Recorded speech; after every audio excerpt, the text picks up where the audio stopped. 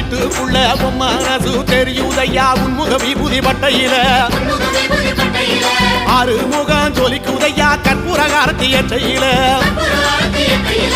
அறுபட வீட்டுக்குள்ள உன் மனசு தெரியுதையா உன்முக விபூதி பட்டையில ஆறுமுகம் ஜொலிக்குதையா கற்பூர காரத்தி எற்றையில